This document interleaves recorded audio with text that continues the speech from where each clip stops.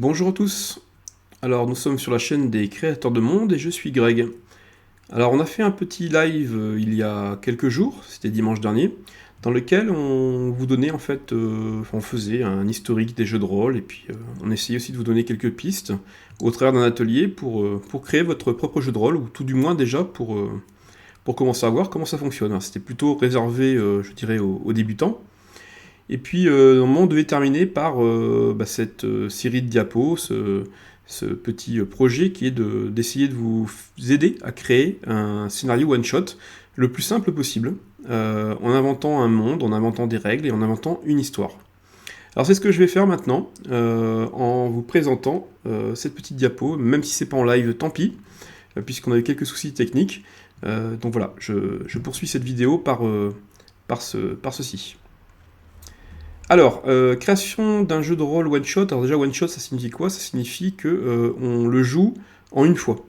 En gros, ce sont des scénarios qui durent entre 2 et 6 heures, voilà, avec une moyenne de 3-4 heures. Donc quelque chose quand même de relativement court, pour que tout le monde puisse rentrer dedans et puis passer une bonne soirée sans avoir besoin je dirais, de compulser un tas de notes, de règles et de choses comme ça. Voilà, donc c'est plus orienté pour des gens qui ne jouent que ponctuellement à des jeux de rôle. Je vous invite à regarder cette petite vidéo qu'on avait réalisée il y a quelques temps, qui est comment créer son premier jeu de rôle. C'est basé sur les 3 premiers numéros des créateurs de monde, dans lesquels on vous a expliqué comment créer le jeu de rôle Inquisitio. Alors c'était plutôt l'exemple, Inquisitio, l'exemple de jeu de rôle qu'on pouvait créer, mais sinon on a toute la démarche, tout le making-of, avec la création de l'univers dans un premier temps, l'utilisation des règles ou la création de règles. Alors c'est plus orienté vers un système de règles génériques. Bon, il faut l'apprendre par contre, ça c'est vrai que ça prend un peu de temps. C'est pas ce que je vais faire ici dans cette vidéo-là. On va plutôt inventer des règles très simples.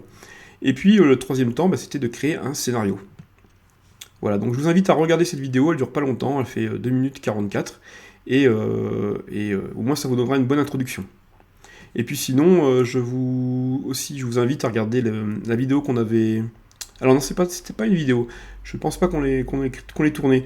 Par contre, on avait fait un article sur les tables de jeux virtuelles, les VTT, qui permettent à un groupe, ou même un ensemble de personnes qui ont envie de jouer au jeu de rôle, mais qui ne sont pas physiquement tous sur place, de pouvoir jouer à distance. Et ça fonctionne vraiment bien. On a commencé à en parler avec Roll20, enfin Roll20 pour ceux qui parlent en anglais. On a parlé, je dirais un peu dans le live, mais voilà, je vous invite, on a vraiment bien plus détaillé ça dans le... Bon, je sais plus si c'est le numéro 14, numéro 15, vous pourrez retrouver ça dans les anciens numéros. Alors, on va commencer par le choix du thème et de l'univers. Le thème, c'est l'idée centrale, ou alors le sujet principal autour duquel l'histoire du jeu de rôle est construite. Il influence le ton, les scénarios qu'on peut créer, et la dynamique des interactions. Évidemment, si vous faites un univers burlesque, ça prête plus à des scénarios relativement comiques, même si des fois le mélange de genres est intéressant, mais dans ces cas-là, il faut quand même souvent avoir une certaine homogénéité entre le choix du thème et ce qu'on veut, voilà, la façon dont on veut jouer à ce jeu. Pour le jeu, en fait, alors on a créé un petit jeu, on le distribuera sous forme de PDF. Alors, peut-être pas tout de suite avec cette vidéo-là, mais on va le faire assez rapidement. Donc pour notre petit jeu, le thème central, c'était l'exploration de l'influence psychologique et de la manipulation à travers une intelligence artificielle mystérieuse et puissante. Voilà, pour vous situer un petit peu le thème. Même si en tout début du jeu, on n'a pas conscience de ça. Hein, c'est pas un twist, mais on démarre avec quelque chose qui semble beaucoup plus anodin, qui ressemble à une sorte de secte, quelque chose, des gens en tout cas qui ont l'air très très sympathiques, et en réalité il y a une intelligence artificielle qui est derrière. Alors l'univers du jeu, lui, il comprend le cadre spatio-temporel et le contexte socio-culturel dans lequel se déroule l'histoire. Alors, ça inclut les lieux, les époques, les technologies disponibles et les structures sociales. Dans notre cas, dans le cas d'exemple, l'univers du jeu, c'est un futur lointain où l'humanité a atteint un niveau avancé de technologie spatiale, avec une histoire qui commence en 2870, sur une station spatiale mystérieuse appelée l'Arche. Bon, je passe un petit peu les... J'ai oublié de lancer les éléments de diapo. L'histoire, donc, je vous le dis, elle commence sur la station spatiale qui s'appelle l'Arche, et qui a été construite pour voyager vers la galaxie d'origine d'une sphère intelligente. Bon, ça, on le découvre en courant de partie, on n'a pas toutes les infos. Alors, attention à la cohérence, à l'immersion. C'est un peu ce que je rappelais dans le thème, mais c'est aussi vrai pour l'univers. Il faut qu'on s'assure que tous les éléments de l'univers sont logiquement interconnectés et cohérents avec le thème choisi. Comme ça renforce la crédibilité du monde, et puis ça améliore aussi l'engagement des joueurs. Créer un thème suffisamment détaillé et convaincant pour que les joueurs se sentent immergés. L'histoire et l'environnement doivent être captivants et crédibles si on veut encourager une exploration profonde. Et TPCK, donc derrière ce TPCK, c'est The Planet Construction Kit. Alors on en a parlé dans le Mac 22. C'est un livre qui est écrit, alors malheureusement il n'existe qu'en anglais aujourd'hui, mais bon, pour ceux qui parlent anglais, c'est vraiment la bible un peu de la création d'univers. Alors c'est pas uniquement réservé aux jeux de rôle, c'est vrai aussi pour ceux qui veulent écrire un roman, c'est vrai pour ceux qui veulent raconter une histoire en général, dans un jeu vidéo ou autre. Et donc l'auteur s'attaque vraiment à tous les détails d'un monde, je veux dire, de l'origine de l'univers, la création, la formation des planètes, la formation des continents, l'apparition des différents types de vie, parce que c'est pas uniquement réservé à des humanoïdes ou des bipèdes, comment la flore se déploie au travers des écosystèmes. Alors on va loin, on n'est pas obligé évidemment de voir tout ça, mais pour ceux qui le veulent, c'est intéressant. Et puis on monte progressivement avec toute la chronologie, les interactions sociales entre les gens, l'historique, les relations politiques, voilà, les religions, et les technologies, comment ça s'est déployé. Voilà, donc on a vraiment repris un petit peu tout ça dans le Mac 22. Donc si vous voulez en savoir plus, je vous invite à consulter l'article ou tout simplement à acheter le livre et puis l'attaquer, quoi. Donc voilà, ça c'est dans le numéro 22, c'est le dernier numéro que vous retrouverez sur le site. Alors, le contexte historique donc, sert en fait de fondation à l'univers du jeu. Ça offre un cadre de référence pour les événements actuels et futurs. Donc c'est important de créer en fait une chronologie. Alors même si c'est pas une chronologie précise, voilà, c'est bien d'avoir un peu dans le temps, savoir en fait comment les choses se sont déroulées. Et inutile de remonter, je dirais, au Big Bang. Si vous avez une histoire qui se déroule en telle année, ça peut être juste, le contexte historique, ça peut être juste quelques dizaines d'années avant, quoi. Tout dépend de l'histoire que vous avez envie de raconter. Et puis n'oubliez pas, bon là on est sur du one-shot, donc forcément ça va servir de création au premier scénario, même si vous pouvez très bien réutiliser l'univers un peu plus tard avec d'autres scénarios. Donc on jette des briques, et puis dans le scénario, on peut enrichir en fait les éléments qu'on a définis à l'origine. Alors, l'enrichissement en fait narratif. Alors, le contexte historique qu'on a donné enrichit la narration en fournissant des antécédents qui influencent les relations. Parce que justement, si vous avez par exemple, je sais pas moi, il y a eu un conflit entre deux espèces, on peut même dire, je sais pas, j'en aime pas les mots races à l'heure actuelle. On va dire, si on a deux groupes d'humains qui étaient en conflit à une époque, et puis qui ont fait la paix il y a une centaine d'années, évidemment, des restes du conflit restent un peu dans les interactions entre les différentes personnes. Et puis, ça conditionne des fois aussi les motivations entre les personnages. Donc tout ça, en fait, c'est important de le définir. La chronologie, donc on en parlait en fait, c'est bien d'établir une chronologie claire qui retrace les événements majeurs menant au début du jeu.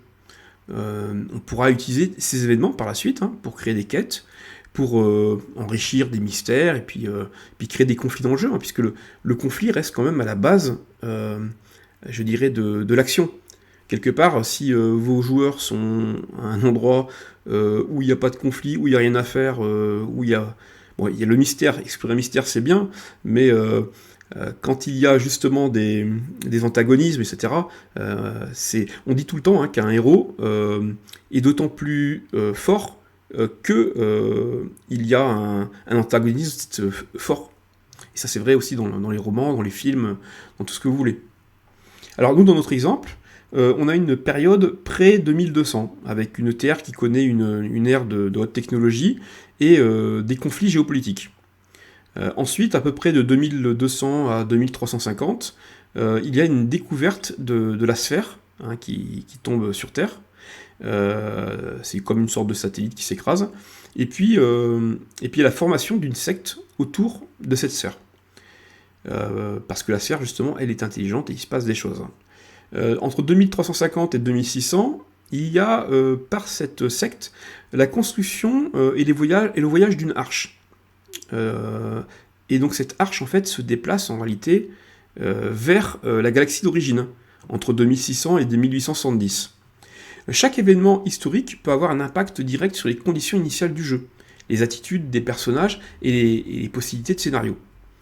Nous, dans notre jeu, les conflits, enfin, pour vous donner un exemple, c'est l'influence de la sphère qui a créé une société utopique à bord de l'arche. Alors, pourquoi conflit? Parce qu'en fait, on a des gens qui viennent de l'extérieur et qui se retrouvent en confrontation quelque part avec cette société qui leur paraît très étrange, très accueillante, et à la fois assez mystérieuse. Et ça, c'est les joueurs qui arrivent sur l'arche. Et c'est ça, en fait, le point de départ. Alors, c'est entre le mystère et le conflit. Vous pouvez créer des documents, des artefacts dans le jeu, pour que le joueur, quand il découvre ce morceau d'histoire, ça reflète, ça lui révèle plutôt des parties de l'histoire. Vous voyez, c'est ce qu'on appelle, nous, en jeu vidéo, la narration environnementale. C'est-à-dire que on va trouver un livre, on va trouver un PNJ qui va nous parler de ça, on va trouver tel objet qui raconte une histoire. Voilà, donc tous ces éléments-là, ce sont des choses qu'on dissémine un peu le long du scénario, qui peuvent avoir été designés à l'origine, dans la création du monde, et qui vont permettre d'enrichir l'aventure et puis de faire avancer les joueurs. Alors, le développement de l'intrigue principale. Alors, l'intrigue principale, c'est le fil conducteur de l'histoire du jeu, autour duquel tous les événements et personnages principaux sont centrés. Le fil conducteur motive les actions des joueurs, il donne un sens à leurs aventures, tout en les conduisant vers un objectif qui est clair. Voilà, parce que si dans un one-shot, vous n'avez pas un objectif clair, évidemment, on va partir dans toutes les directions. Il est d'autant plus important dans un petit scénario d'avoir un objectif très clair. Mais ça, là, je dirais, on est même plus dans le scénario, on est dans l'intrigue principale. Ça, c'est à vous de voir. Si vous avez envie de créer un petit univers réutilisable, on va parler d'intrigue principale, et puis là, les scénarios vont se dérouler au travers de cette intrigue. Ou alors sinon, ça peut être l'intrigue principale directement du scénario. Alors, nous, dans notre jeu, l'intrigue principale se centre sur la découverte de l'arche, et puis l'interaction de la sphère qui contrôle la station, l'arche, avec ses résidents. Nous, donc, ça débarque, comme je vous ai dit, avec l'arrivée de personnages au niveau de l'arche, suite à un signal de détresse, et ils découvrent progressivement les mystères de la sphère et de la civilisation disparue qui est à l'origine de la sphère. Alors, il est important de fournir des objectifs clairs que les joueurs doivent atteindre. Même si c'est pas... Bon, il y a l'intrigue principale, ok, d'un côté, mais ensuite, vous pouvez avoir une série de petits objectifs qui guident, en fait, toutes les actions durant la progression du jeu. Ensuite, il ne faut pas oublier que... alors, ce sont des astuces, un peu, d'auteurs, de créer des tournants narratifs. On peut intégrer des points de pivot qui changent la direction de l'histoire et qui ajoutent des surprises en renouvelant l'intérêt des joueurs. On va parler par exemple aussi de twist dans un roman. C'est un moment donné où l'histoire qui paraissait se tourner dans une direction, pouf, ça change d'un coup. Après, je peux vous donner des exemples de twists importants. C'est Sixième Sens, par exemple. À un moment donné, alors, j'ai spoilé, mais si vous n'avez pas vu le film, on est en train de suivre une personne, et puis à un moment donné, on croit que c'est un psychologue, etc., qui s'occupe d'un enfant qui voit les esprits, qui voit les fantômes, mais apparemment, on se demande s'il n'est pas un peu un peu anormal ou un peu fou, et puis finalement, non, on se rend compte qu'en réalité, finalement, c'est le personnage qu'on suit, le protagoniste, qui lui-même est un fantôme. Voilà. Et ça, c'est le twist, parce que ça renverse tout le système. Donc ça, c'est des choses qu'on peut aussi intégrer dans un scénario one-shot. Ne pas oublier le rôle de quelques PNJ, en designer quelques-uns, parce que ça peut faire avancer l'intrigue, ça fait des interactions. Alors les PNJ sont joués par le maître de jeu. C'est eux qui vont présenter des défis, qui peuvent être aussi des adversaires.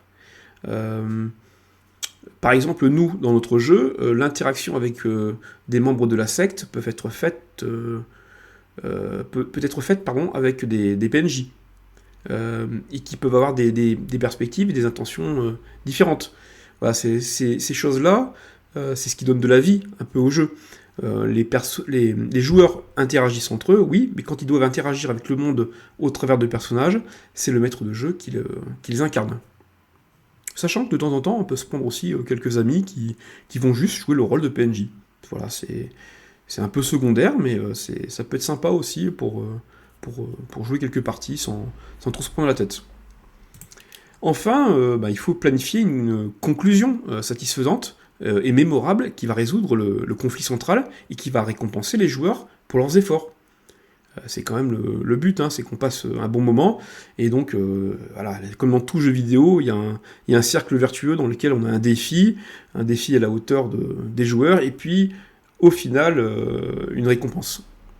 Alors, un exemple de conclusion, c'est les joueurs qui peuvent choisir à la fin de notre jeu à nous, de démanteler la sphère qui contrôle un petit peu tout l'univers de l'Arche, de la reprogrammer, ou de lisser carrément le système en place en fonction, avec les gens de la secte qui continuent à y travailler. Moi, je vous gâche pas le truc, parce que je vous donne pas tous les éléments, même si vous voulez essayer de jouer au jeu. De toute façon, si vous le jouez, vous allez jouer en tant que maître de jeu, et c'est normal que vous connaissiez tous les tenants et aboutissants de l'histoire. Alors, pour garder en fait une intrigue engageante, il est important de gérer le rythme de l'histoire. Ça permet de maintenir l'engagement sans surcharger ou sous-stimuler les joueurs. Donc il faut faire très attention, si vous voulez, il faut des moments de repos, des moments de vive intensité, et puis c'est un peu à la fin en fait, quand vous après avoir construit votre scénario, vous allez vous dire, ah ouais, mais là par exemple, il y a trop d'action à ce moment-là, je vais en décaler un peu dans le temps, ou je vais intercaler des moments un peu plus paisibles. Voilà, il faut vraiment être prêt à ajuster l'intrigue aussi en fonction des actions et décisions des joueurs. Ça, c'est quelque chose que vous ne pouvez pas vraiment totalement prévoir à l'origine. C'est plutôt dans le talent un peu que vous allez développer au fur et à mesure d'être capable de vous adapter. Mais quand vous avez préparé justement bien à l'avance des décisions qu'ils pourraient prendre, des grandes orientations, vous pouvez donc gérer ce rythme en temps réel. Alors, eh bien, oui, les personnages principaux. Ce sont quand même les véhicules à travers lesquels les joueurs ils vont découvrir et interagir avec l'histoire et l'univers. Leur motivation, leur histoire personnelle et leurs interactions avec l'univers propulsent l'intrigue et guident les décisions des joueurs. Donc c'est important finalement de créer des personnages relativement développés, de leur donner un background détaillé, d'expliquer comment ils sont arrivés à la situation actuelle, leurs relations antérieures et ce qui les motive. Et je dirais qu'il y a deux approches, soit vous créez un modèle un peu de personnage, et puis c'est ensuite vos joueurs, en les ayant avertis à l'avance, qui vont travailler un petit peu ce personnage et qui vont l'enrichir. Soit vous leur donnez déjà un personnage bien détaillé parce qu'on n'a pas le temps et puis qu'il faut vite rentrer dans l'histoire, ou que justement les éléments de vie de ces personnages ont un rôle important dans le scénario. Et d'ailleurs c'est toujours mieux quand c'est comme ça. Quand on apprend que en fait ça bouleverse le passé de quelqu'un à un moment donné de l'histoire, et voilà, c'est là où le joueur va vraiment bien rentrer dans le jeu. Alors des personnages bien développés ont des forces, des faiblesses, mais ils ont aussi des peurs, ils ont des désirs. C'est ça qui les rend intéressants. Je vais vous donner un exemple en fait avec le jeu qu'on a créé. On a Azur, le pilote. Lui, c'est le leadership, le courage, il est compétent en navigation, c'est un pilote heureusement, il a des capacités à prendre des décisions même quand il est sous pression. Voilà, ça c'est notre type de personnage. À côté de ça, on a Queen, qui est le médecin. Alors j'ai choisi des noms non genrés, c'est plus pratique en fait, hein, comme ça, suivant vos joueurs, vous pouvez incarner facilement les choses. Après, on s'en fout du nom, hein, il suffit de changer en cours de route, hein, c'est pas important. Mais bon, dans le cas là, j'ai pris Queen le médecin, Azur, hein, c'est pareil. Lui donc a des compétences en psychologie, en soins médicaux. Il est utile pour analyser et puis influencer les interactions sociales, et c'est d'autant plus important que là on rentre dans une sorte de secte où les gens paraissent sous contrôle au bout d'un moment. Ensuite, Sam, l'ingénieur, c'est l'expertise technique, c'est crucial pour résoudre la résolution des problèmes, puis la maintenance de l'équipement à la fois dans le vaisseau, mais aussi, il a son rôle dans le vaisseau, mais bon, c'est surtout sur l'Arche, puisqu'il y a eu un signal de détresse, et qu'il va falloir réparer des choses. C'est comme ça qu'ils vont garder l'équipe de joueurs dans l'environnement de l'Arche, alors que si c'était juste quelque chose de médical, ils pourraient partir avec les patients quelque part, puis les ramener ailleurs. Là, il va falloir réparer des choses dans l'Arche, et le but étant de les garder dans l'Arche à terme. Alors, pour renforcer, on peut expliquer comment Azur est devenu pilote, ou quelles expériences passées ont influencé ses décisions actuelles. Il faut vraiment encourager les joueurs à personnaliser leur personnage. Ça permet vraiment de renforcer la connexion qu'ils ont, et puis l'investissement qu'ils vont avoir dans le récit. Vous pouvez utiliser des traits de caractère pour guider les décisions et les actions dans le jeu. Hein, c'est plus facile quand on sait que par exemple quelqu'un est toujours ronchon, quand il est jovial, quand il joue le côté jovial, ça donne déjà des indications sur pourquoi d'un seul coup il est jovial, quelles sont ses motivations cachées, est-ce qu'il n'est pas en train de jouer un jeu. Tout ça, ça rend en fait les réactions plus cohérentes et significatives. Voilà, j'ai encore oublié. Alors, piliers narratifs, on les a vus, les caractéristiques des personnages. Et puis, oui, important, la dynamique de groupe. Planifier comment les personnages vont interagir entre eux et avec les PNJ pour créer des moments dramatiques, des moments clés, et des développements du caractère dans le temps. Des conflits internes ou des alliances inattendues peuvent enrichir l'expérience du jeu, et puis offrir des tournants inattendus dans l'histoire. Donc la dynamique de groupe, c'est quelque chose qui se planifie un peu à l'avance. Hein, on est dans du Heroic Fantasy, quand vous mettez un nain et une elfe, voilà, ça crée des étincelles. Voilà, et c'est déjà des conflits, en fait, des alliances qui sont anormales. Hein, je vous renvoie à l'univers de Nullbuck pour plus de détails. Alors, la mise en place des enjeux et des conflits. Alors, les enjeux, ce sont les conséquences ou les résultats potentiels des actions des personnages dans le jeu. Ils donnent de l'importance au choix des joueurs. Un exemple d'enjeu. La survie des personnages principaux. Voilà, ça c'est un enjeu. Il faut que les principes... Enfin, si on peut pas avoir s'il n'y a pas la survie des personnages principaux, forcément on va être bloqué au bout d'un moment. Donc ça va être par exemple le sort de l'équipage cryogénisé. Alors quand je parle de l'équipage, c'est que dans l'Arche, on va se rendre compte que seule une petite partie des résidents sont réveillés. Il y a toute une partie en fait qui est ailleurs, et puis surtout on va aussi se rendre compte que nous, notre vaisseau, on a capturé nos coéquipiers sans qu'on le sache, pardon. Et donc, ils ont cryogénisé tout l'équipage. Voilà. Un autre type d'enjeu, c'est la décision de ce qu'on va faire avec la sphère. Alors, les enjeux élevés, ça captive l'attention des joueurs, et puis ça incite à prendre des décisions réfléchies, basées sur ce qui est en jeu. Conflits internes et externes. Alors, les conflits internes, c'est les conflits personnels au sein des joueurs. Et puis, les conflits... alors, un exemple de conflit interne... c'est ceux qui découlent des dilemmes moraux, par exemple sur la manipulation et le contrôle des individus. Des conflits externes, ça va être les confrontations avec les PNJ, avec le reste du monde, les environnements hostiles, etc. Dans notre jeu, le conflit externe, c'est la sphère qui manipule les résidents de l'Arche. Et là, qui forcément va nous les... Plus on va résister, plus elle va être hostile par rapport à nous, enfin par rapport à nous en tant que joueurs. Donc les conflits poussent l'histoire vers l'avant et provoquent des développements des caractères des personnages, des rebondissements dans l'intrigue.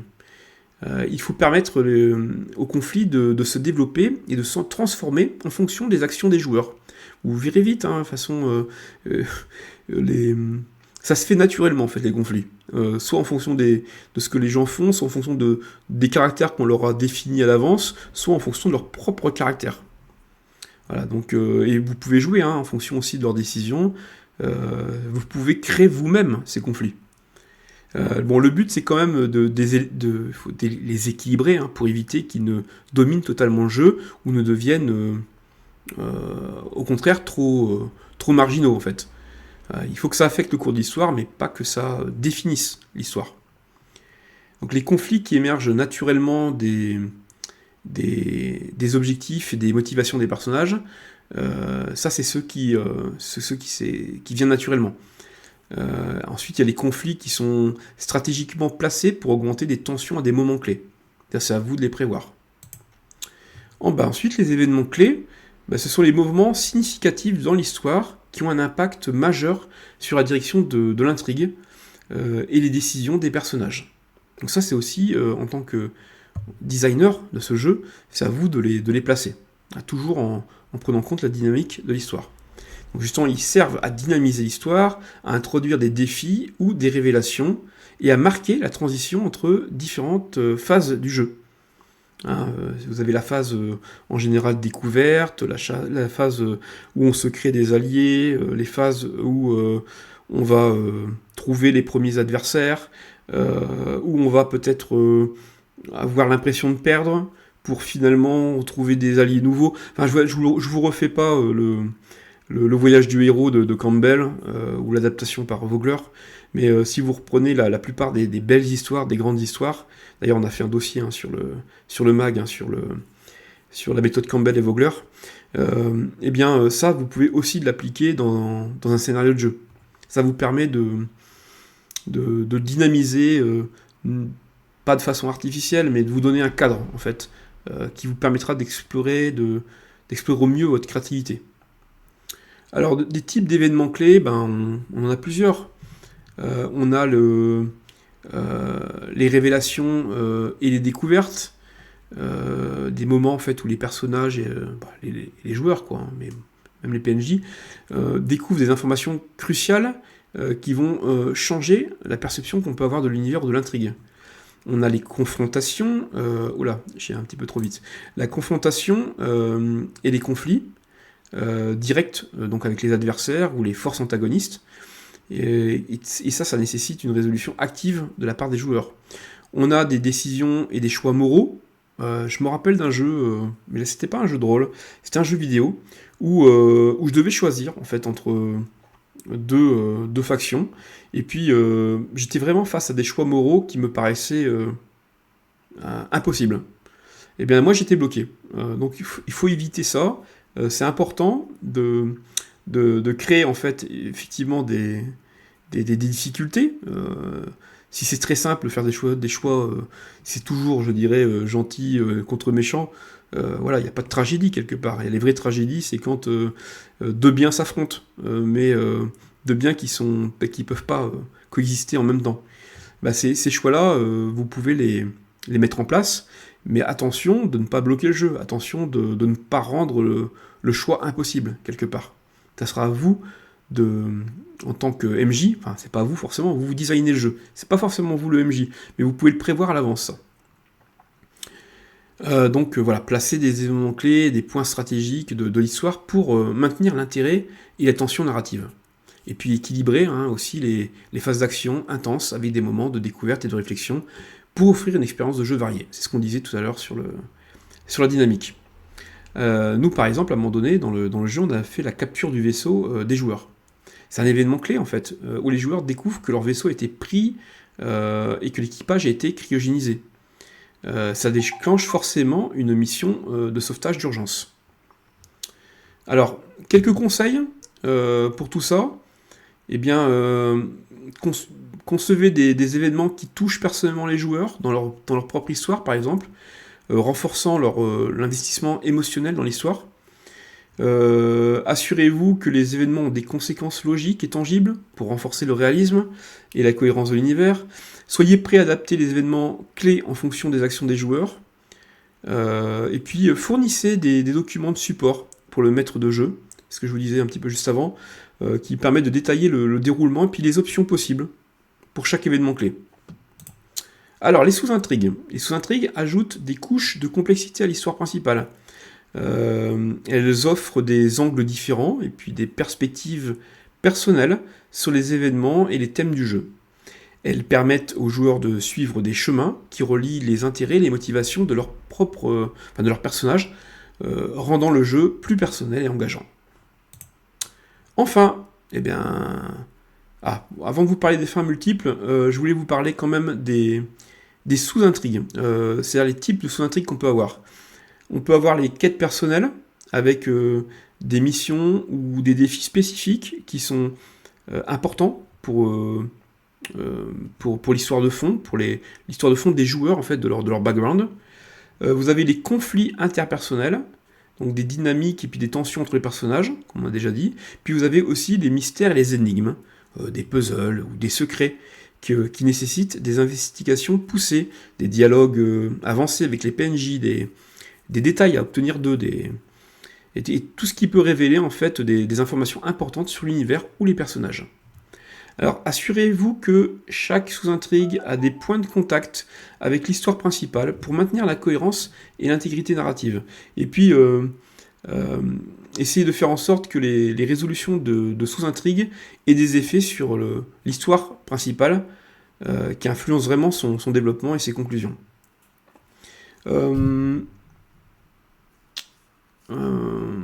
Ouais. Passons aux fins multiples. Bah oui, c'est important de pas forcément avoir un scénario trop linéaire. Bon, sauf si vous n'avez pas le temps, mais prévoyez quelques fins, ça peut être sympa d'avoir des différentes issues, surtout si vous avez des joueurs qui jouent vraiment assez... qui essayent d'être créatifs. C'est pas mal que la fin reflète quand même le choix des joueurs tout au long du jeu. Donc si vous pouvez prévoir quelques fins, c'est important. Même si c'est toujours à vous, c'est toujours au maître du jeu de réussir à renvoyer les joueurs le long du scénario qui est en réalité linéaire. Il doit leur faire croire qu'en fait ils ont beaucoup de choix, mais en réalité il les renvoie tout le temps vers une sorte de structure commune. Alors les lieux, bah oui, quelques lieux clés. De toute façon, vous allez voir assez rapidement que quand on écrit le scénario, on va être amené à créer une progression dans l'histoire, mais forcément, il y a c'est souvent il y a des déplacements, donc des lieux clés. Un exemple alors, les lieux, en fait, ils contribuent de manière assez forte à l'ambiance et à l'immersion dans l'univers du jeu. Un exemple de lieu clé, c'est le pont de commande chez nous. C'est le centre nerveux de l'arche. Il est contrôlé par la sphère.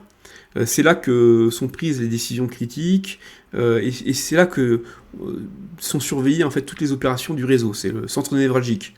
Ensuite, on a les quartiers d'habitation qui sont les zones de vie où les joueurs peuvent interagir avec les membres de la secte. Ils peuvent observer les routines de ces membres et puis découvrir des indices sur leur véritable état. Ensuite, on a les salles des machines, c'est le cœur technique du vaisseau, de l'arche, où des scénarios de sabotage ou de réparation peuvent se dérouler. Enfin, on a les laboratoires de recherche qui sont utilisés pour les études scientifiques et possiblement pour des expérimentations sur les humains. Voilà. Ça offre des découvertes technologiques, mais aussi des dilemmes éthiques et moraux. Les lieux servent de plateforme pour les interactions entre les personnages, les conflits et les résolutions de quêtes. Donc c'est important en fait toute l'interactivité en fait se crée au travers des lieux, des objets et des PNJ. C'est comme ça que je dirais que le scénario peut s'incarner dans le monde qu'on crée. Alors, pour aider, en fait, vous pouvez ajouter des plans et des cartes. Dans le cas de notre scénario de jeu, ici, on a designé le petit vaisseau, c'était pour rigoler, le petit vaisseau de réparation, mais c'est surtout l'arche. On a fait une vue. Alors, vous imaginez bien, l'arche, elle est en 3D, mais là, c'est une vue de plan, une plan vue du dessus, avec différents secteurs qui sont comment dire, expliqués dans le document de jeu. Donc les cartes, en fait, ça aide les joueurs à visualiser, à naviguer dans les différents lieux. Vous pouvez y placer des figurines si vous jouez sur table, et puis si vous êtes sur VTT, sur table de jeu virtuel, vous avez des sortes de pastilles qui représentent les différents personnages, et vous pouvez les déplacer au fur et à mesure. Ça permet de... surtout si le groupe s'éclate, surtout s'il y en a qui partent dans la zone 2 ici, et puis d'autres qui sont dans la zone 5, ça permet de mieux les situer. Alors, mes conseils, avant, les conseils. Assurez-vous en fait que les lieux soient logiquement disposés et cohérents avec les lois de l'univers du jeu. Vous amusez pas, par exemple, si c'est une station spatiale, à avoir un parc extérieur avec des arbres, ou alors il faut qu'il soit sous dôme, sinon ça n'a pas de sens. Enrichissez la description des lieux avec des détails sensoriels. Ça permet de captiver en fait les joueurs et de rendre les scènes plus mémorables. Si vous dites juste description, vous rentrez dans la par exemple, le numéro 4, c'est une sorte de biosphère, c'est une sphère qui est fermée dans laquelle il y a un écosystème, la végétation, etc. Et bien, quand on y rentre, on se sent, c'est beaucoup plus chaud, c'est humide, il y a des bruits d'animaux, il y a tout ce qu'on peut percevoir, ça va vraiment enrichir les sensations des joueurs. Et ça, vous pouvez le prévoir dans la description du lieu. Utiliser des lieux aussi comme des déclencheurs, on appelle ça des triggers en jeu vidéo. C'est-à-dire que en passant de la zone 4 à la zone 3, à tel moment du jeu, ça va produire tel event, tel événement. Ça, c'est des choses que vous pouvez prévoir aussi dans votre scénario. Pas seulement d'avoir quelque chose de linéaire. Ça donne du dynamisme aussi quelque part, parce que vous savez qu'il va se passer quelque chose entre 3 et 4, au lieu de forcément guider tous vos joueurs vers la zone 6, vous leur laissez la latitude à pouvoir se déplacer ailleurs, parce que vous savez que ça va déclencher des choses. Donc encouragez l'exploration, en fait, en récompensant les joueurs avec des informations, des objets ou des interactions significatives dans les lieux spécifiques. Concevez chaque lieu avec des caractéristiques uniques pour éviter la répétitivité et enrichir l'expérience visuelle et narrative. Chaque lieu peut offrir des types d'interactions spécifiques, comme des négociations. Là, on a la salle où on a j'appelle ça le mess, mais le lieu de vie, où on peut avoir les gens qui peuvent justement discuter, etc. C'est là un endroit privilégié pour rencontrer des PNJ. Par contre, c'est un endroit où on ne peut pas parler de façon discrète. Donc là, la zone 4 avec la biosphère, vous planquez derrière un lot d'arbres à tel endroit. On peut imaginer qu'avec l'humidité, avec les feuilles, etc., s'il y a des systèmes de surveillance, ça sera moins facile de nous surveiller. Donc ça se prévoit bien dans la technique, dans la conception du plan. Et puis soyez prêts, évidemment, aussi à adapter les lieux en fonction des actions et puis des décisions des joueurs. Toujours important de ne pas avoir une structure trop rigide et d'être capable de bouger. Alors, il y a quelques temps, on avait eu une question, c'était quand on a fait le live, quelqu'un demandait le brouillard de guerre, on fait comment ? Le brouillard de guerre, on avait répondu, il y a plusieurs façons de faire. Soit vous avez des éléments pour cacher des choses sur la carte. Alors je parle de quand on joue sur table, en direct, parce qu'en VTT, vous avez d'autres astuces, mais sur carte, vous pouvez cacher avec des papiers, ou alors vous pouvez avoir différents niveaux de détail d'un même plan.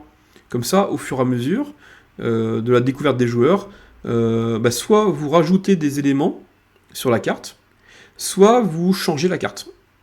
Voilà. Franchement, le brouillard de guerre, c'est ce qu'on appelle le fait de... dans un jeu, hein, c'est souvent dans les real-time stratégies, les jeux de stratégie non réelle, c'est le fait de... On découvre la carte au fur et à mesure qu'on avance. Voilà. Et puis donc, on ne sait pas non plus où les ennemis se situent. On les découvre au moment où on y arrive. Passons maintenant aux règles du jeu et des mécaniques, parce que on a parlé de la création d'un monde, enfin succinctement en tout cas, on a parlé de la création d'un scénario, mais il faut une mécanique pour propulser tout ça. Il faut un système de jeu. Donc il en existe plusieurs qu'on peut utiliser. Je vous le disais, hein, quand on a fait Inquisitio, on a utilisé un système de jeu open qui permet mais qui est très très riche, très complexe, donc c'est pas forcément facile. Donc on peut aussi en inventer un rapide. Alors, il faut penser structure équité, c'est-à-dire que les règles fournissent la structure nécessaire pour que le jeu se déroule. Mais il faut qu'il se déroule de façon équitable et puis quelque part prévisible. Il faut qu'ils permettent à tous les joueurs de comprendre leurs possibilités et leurs limites. Si par exemple ils veulent faire telle action et que ça donne des résultats totalement aléatoires, quelque part il va y avoir de la démotivation à lancer ou de l'appréhension, et puis on peut pas se prendre au jeu. Si vous dites par exemple, quand on est suffisamment agile et puis qu'il n'y a pas de difficulté particulière à exécuter telle action, eh bien on a de grandes chances de pouvoir réussir. Et ça se chiffre quelque part. On peut créer des caractéristiques pour ça. Ceux qui ont déjà joué à des livres dont vous êtes le héros, vous avez une feuille de personnage dans laquelle on a, on a le charisme, la force, l'agilité, la dextérité, des points de vie, tout ça, ce sont des caractéristiques qu'on peut utiliser avec des règles de combat, des règles pour tenter telle ou telle action. Est-ce qu'en jetant un caillou, je dirais à 15 mètres, on va atteindre la vitre et la briser? Ça va dépendre de son agilité, sa dextérité, ça dépend de caractéristiques qu'on a pu se fixer à l'avance. Alors, justement, si c'était totalement prévisible, ça serait pas non plus intéressant. Il faut introduire du hasard. Et pour introduire du hasard, le plus simple, c'est l'utilisation de dés. Alors vous avez le dé à 6 faces, hein, on jette le dé, ça donne un résultat de 1,6, mais il faut savoir qu'il existe des dés à 10 faces, à 100 faces, à 20 faces. Je veux dire, il existe vraiment différents types de dés qu'on peut acheter dans le commerce, ou vous pouvez utiliser des petites applications sur smartphone. C'est en plus amusant parce que on peut secouer un peu le smartphone et puis et faire le lancer de dés virtuels quelque part. Donc si vous préférez vraiment le physique sur table, hein, autant avoir ses propres dés. Le cas des combats, c'est un cas, c'est le cas, je dirais, où souvent les règles sont les plus compliquées, quelque part. Ça détaille les affrontements, ça prend en compte l'initiative, ça prend en compte les attaques, quelque part les points d'attaque, donc les armes qu'on peut avoir, ou la force physique, ou les techniques de combat qu'on peut connaître. Ça peut prendre aussi les éléments de défense, comme les boucliers, la nature la cotte de maille qu'on peut avoir dans des trucs un peu médiévaux. Ça peut être la magie peut faire partie aussi du combat, ou alors on peut le traiter de façon totalement à part. Il y a les armes qu'on peut avoir, les armes de poing, où il faut être proche de l'ennemi, puis il y a des armes en fait qu'on peut utiliser qu'à distance, qui ont plus ou moins d'effets justement selon la distance. Tout ça sont des règles qu'il faut définir. Alors, si évidemment vous voulez rentrer facilement dans le jeu, nous c'est ce qu'on a fait. On a fait vraiment une règle très très très très simple, avec des points de vie, et puis on s'arrange effectivement pour qu'on puisse se soigner, parce qu'on ne veut pas non plus que nos joueurs perdent dès le début. Il faut qu'ils se sentent menacés quand même. Ensuite, il y a parmi les règles du jeu, il y a la progression des personnages. Alors ça peut paraître anodin, presque inutile, hein, parce que dans un jeu qui va durer 3-4 heures, faire progresser les personnages pendant le jeu, je dirais bof.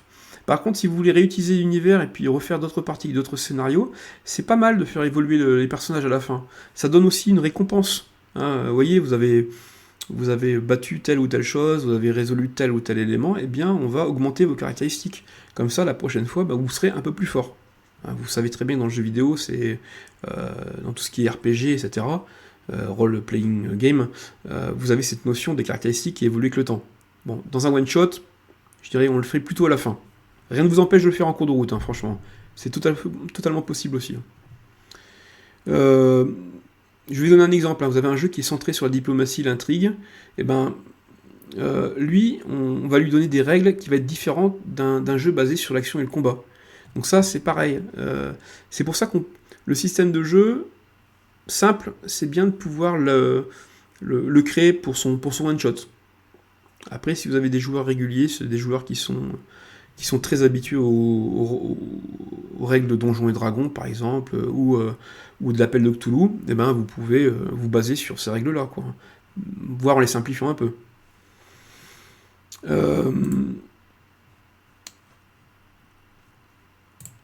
Les situations imprévues. Bien que les règles fournissent un cadre, ça doit toujours permettre une certaine flexibilité. Alors, vous avez vu, hein, c'est omniprésent ce thème-là. Toujours s'adapter un peu aux joueurs et puis aux actions qui sont un peu imprévues.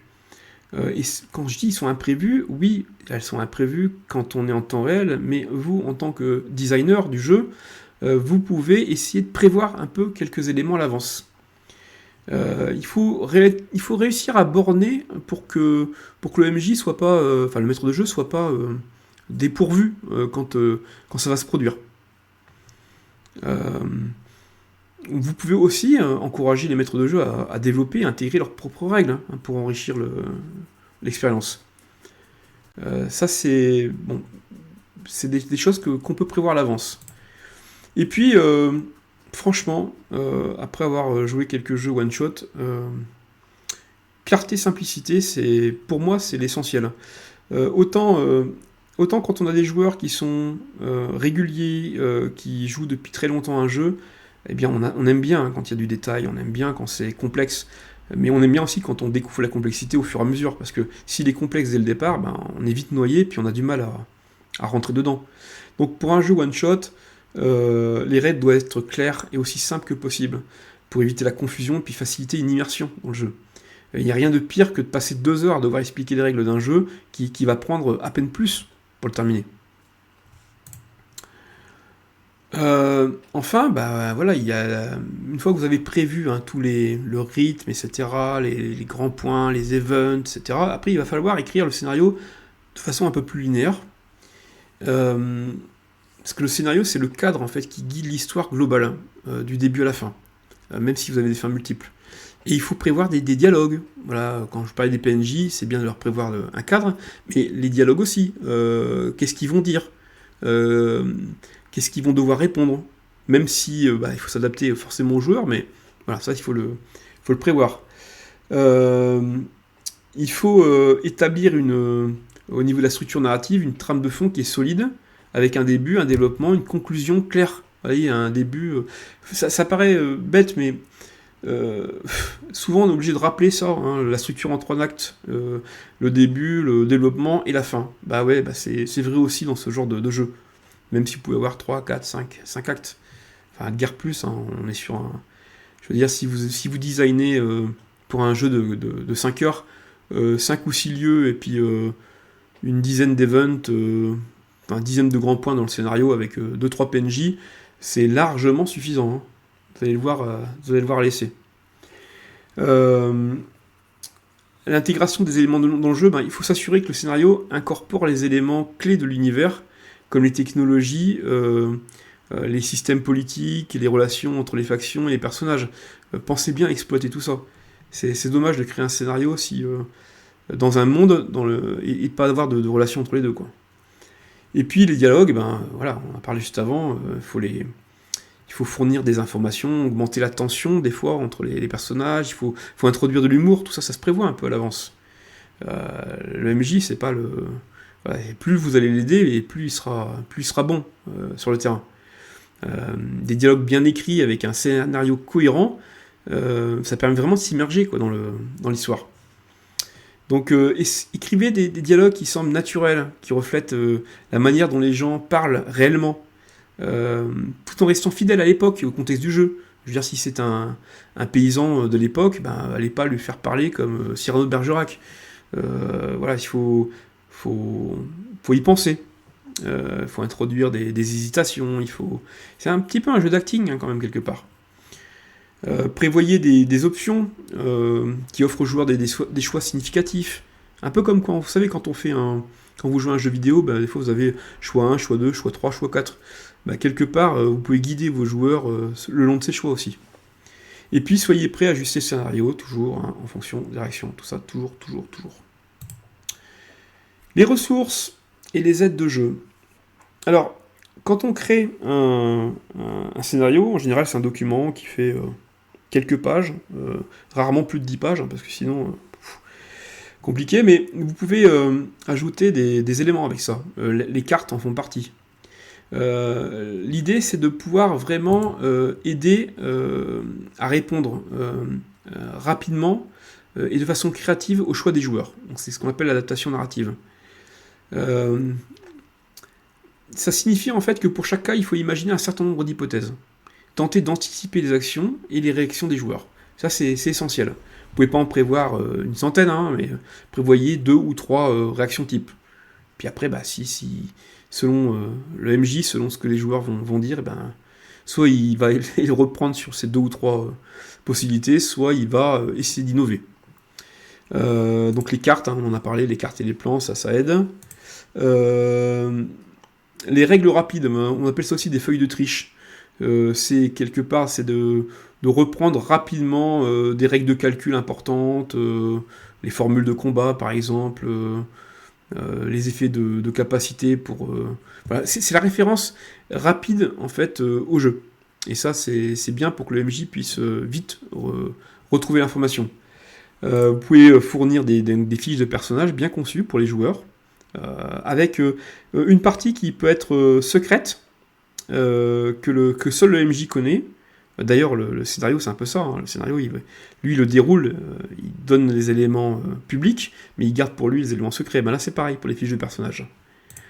Enfin, vous avez les livrets de scénarios qui sont des guides, en fait, hein, qui détaillent les intrigues, les sous-intrigues, les personnages non joueurs, etc. Ça, c'est ce que vous pouvez donner en accompagnement. En gros, on n'est pas obligé de les lire, on n'est pas obligé de les connaître, mais les utiliser vont permettre d'améliorer l'expérience du jeu.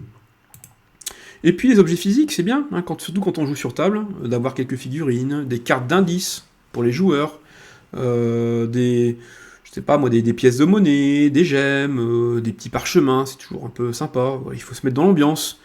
Vous pouvez vous entourer, mettre des bougies si vous avez un truc un peu magique, baisser la lumière, voilà, enfin, vous comprenez, hein, c'est des éléments qui vont renforcer en fait l'immersion. La table de jeu virtuelle, ça c'est si vous n'êtes pas vous vous réunissez pas en direct, tout ça vous pouvez le prévoir dans votre VTT. Je vais pas rentrer dans le détail là, mais en gros, à peu près tout ce qu'on a dit là, on peut l'intégrer dans le VTT, hein, même les pions des personnages, ce genre de choses, les cartes, etc. Et puis enfin, c'est bien aussi hein, de prévoir une soundtrack, des musiques d'ambiance, voire quelques sons. Si vous pouvez fournir ça en plus de votre scénario, hein, dire voilà pour telle partie du jeu, je vous conseille tel truc de Chopin, un classique, ou alors telle musique de Hans Zimmer pour des effets de combat. Tout ça, ça peut, c'est un plus, voilà, pour votre petit jeu one shot. Et puis, voilà, aussi important, c'est l'importance des tests, parce que quand vous prévoyez quelque chose, vous prévoyez un monde, vous prévoyez un système de jeu, vous prévoyez un scénario, mais il faut valider les mécaniques. Sans test, c'est très difficile de savoir si les mécaniques vont pas être trop compliquées, si elles vont être fonctionnelles, si ça va pouvoir s'équilibrer. Hein. Si vous avez des personnages, et puis il y en a principalement un des joueurs qui qui rafle tout parce que c'est lui qui a toutes les compétences qu'il faut, et puis que finalement les autres, bah, ils servent pas trop parce que dans ce type de scénario, leurs fonctions principales, leurs caractéristiques, sont pas exploitées, et bien là, vous avez un déséquilibre qui se crée.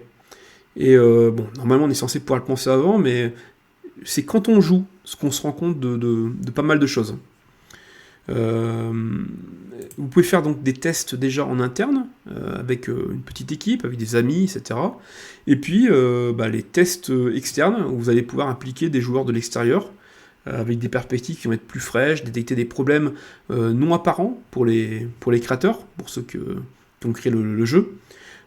Souvent, bon, ça se fait en VTT, où vous pouvez participer à des conventions, des choses comme ça, où vous pouvez présenter votre jeu, puis avoir des cobayes sur place. Faites attention aussi à l'analyse des retours, il vous faut des méthodes de feedback, vous pouvez utiliser des questionnaires par exemple, vous pouvez créer des discussions ouvertes après la session de jeu, vous pouvez observer le jeu en cours de session, pour recueillir en fait des retours, et puis en fait vous pouvez encourager des retours sur des aspects spécifiques, comme la compréhension des règles, comme le plaisir de jeu, comme l'engagement dans l'intrigue, ou voilà, tout ça, ça peut être des points de focus que vous pouvez prévoir dans votre méthode de feedback.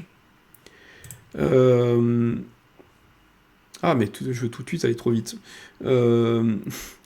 L'analyse des retours, c'est important. Vous avez collecté des infos, maintenant il faut savoir les utiliser, savoir les analyser, pour identifier des tendances communes ou des problèmes récurrents qui nécessitent votre attention. Il faut prioriser les ajustements en fonction de leur impact sur la qualité du jeu, puis aussi la facilité de mise en œuvre de ces ajustements. Je me perds dans la diapo. L'interaction et l'amélioration continue, ça renvoie au processus itératif.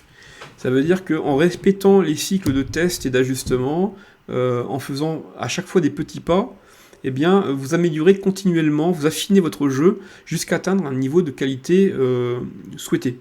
Alors, ça peut vous préparer en fait à la publication, si un jour vous voulez publier, soit de façon commerciale, ou même quand il n'y a pas d'intérêt pécunier, quelque part, avant de publier vraiment votre jeu, eh bien, tout ce processus itératif va vous amener à ça, en fait. Dans le cas du scénario qu'on vous propose, enfin du scénario jeu, le jeu one shot, qu'on publiera, eh bien, on était dans une phase où on était plutôt en test interne, on n'a même pas testé de façon externe. Et justement, ça peut être intéressant d'avoir vos retours là-dessus. Inquisitio, je vous en ai parlé, magazine 1 à 3, testé en fait sur Roll20 avec des lecteurs. Au niveau du magazine, c'est intéressant justement de voir, ça a plutôt bien marché, je trouve qu'on s'est bien marré en le faisant. On voulait rester nature, donc on n'a pas enregistré la session de jeu, mais on a fait un compte rendu, il y a Claudia qui vous a rédigé son expérience de jeu dans un des articles, et c'était intéressant de voir justement sa vision des choses, comment elle a ressenti ce test de scénario one shot. Voilà, donc ça c'était le magazine 1 à 3, et puis c'est tout, voilà, c'est déjà bien, je sais même pas combien de temps on a passé avec tout ça, une bonne heure je pense.